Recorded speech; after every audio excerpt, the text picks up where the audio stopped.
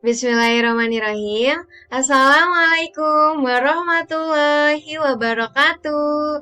Halo teman-teman, bagaimana kabarnya? Semoga kabarnya sehat selalu ya. Dan jangan lupa tetap stay safe.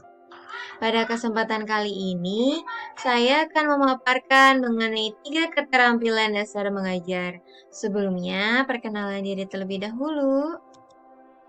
Nama saya Noviarta Briliani, NIM 1703237.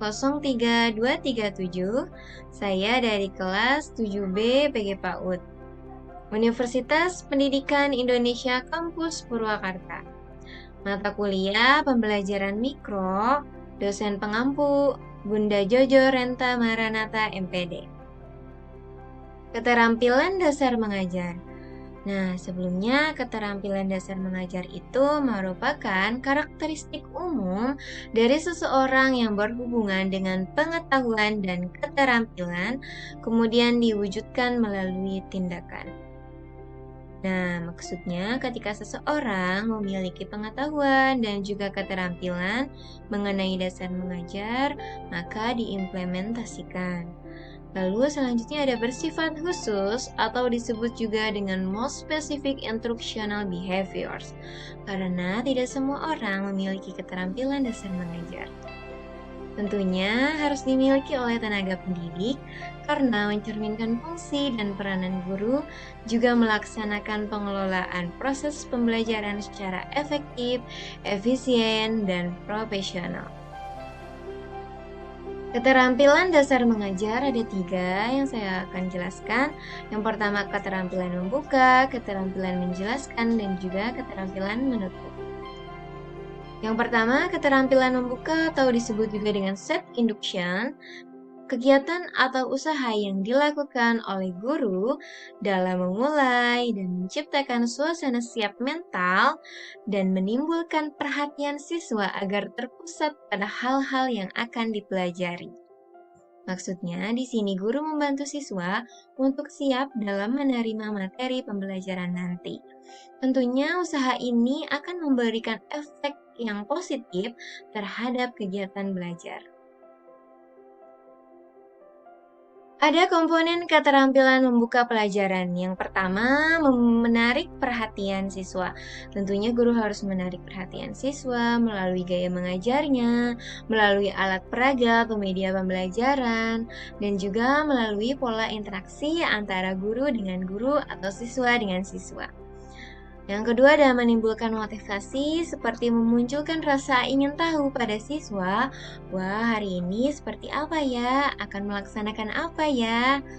Nah, lalu juga yang ketiga ada memberi acuan melalui berbagai usaha. Misalnya untuk di PAUD hari ini tema keluargaku, subtemanya ibu. Maka guru menjelaskan bahwa hari ini kita akan membahas mengenai ibu. Siapa yang hari ini diantar ibu? Hal ini juga masuk ya ke mengaitkan antara materi yang dipelajari. Jadi guru mengaitkan antara pengalaman yang sudah diketahui anak dengan pengalaman atau pengetahuan yang baru. Yang kedua ada keterampilan menjelaskan. Merupakan penyajian informasi secara lisan yang diorganisasikan secara sistematik untuk menunjukkan adanya hubungan yang satu dengan yang lainnya.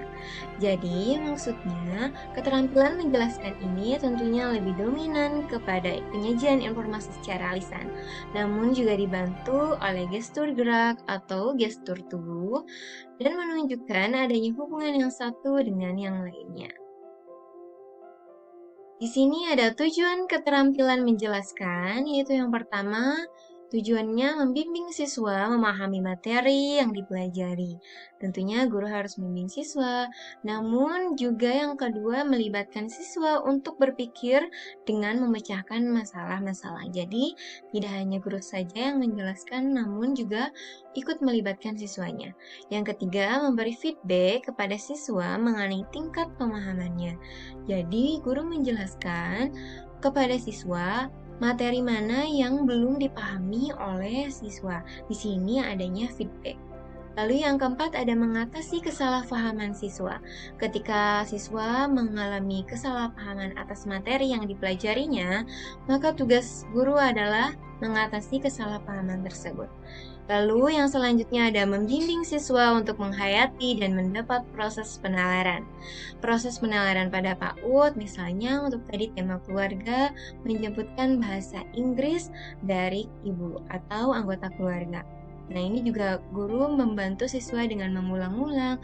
Apa bahasa Inggrisnya ibu? Mother. Apa bahasa Inggrisnya ibu? Mother. Nah, itu sebagai salah satu contohnya.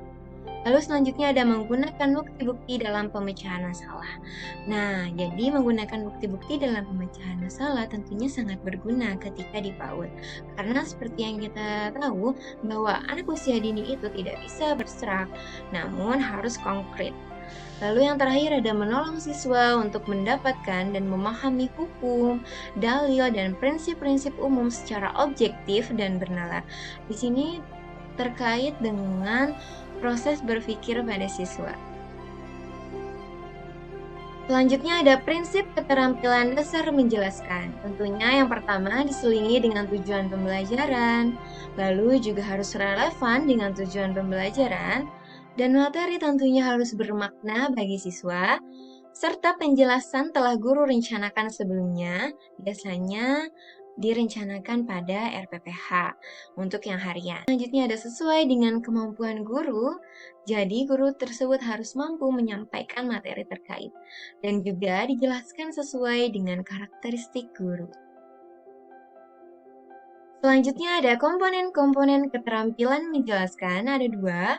Yang pertama merencanakan, yaitu penganalisaan masalah secara keseluruhan, dianalisa masalahnya secara keseluruhan, lalu juga yang kedua ada penentuan jenis hubungan yang ada di antara unsur-unsur yang dikaitkan dengan penggunaan hukum, rumus, atau generalisasi yang sesuai dengan hubungan yang telah ditentukan.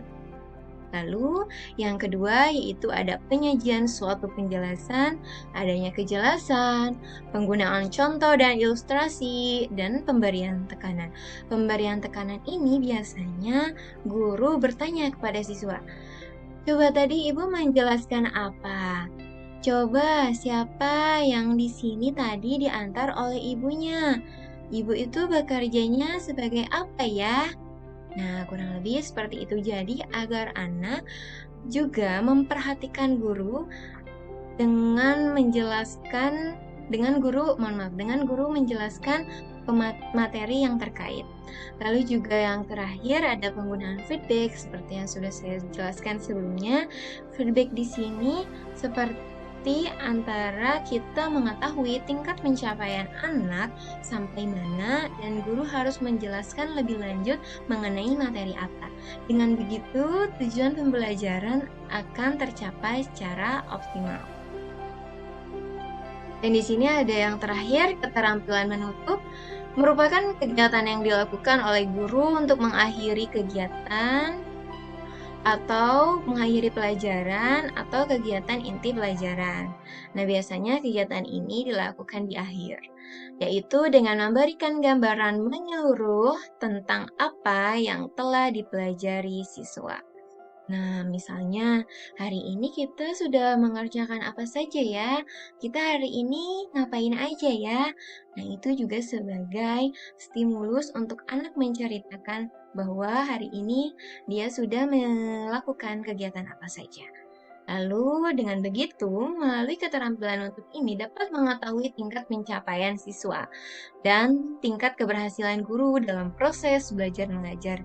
Ketika siswa belum memahami beberapa materi, tentunya ini juga sebagai evaluasi untuk gurunya bagaimana caranya mengajar. Berarti materi ini tidak sampai atau tidak dapat diterima dengan baik kepada anak. Nah, untuk selanjutnya maka hari esok harus seperti apa? Apakah metode atau media tersebut dapat digunakan kembali atau menggunakan metode atau media yang lain? Karena melihat materi pembelajarannya dengan melihat pencapaian siswa, apakah indikatornya sudah berhasil semua atau belum?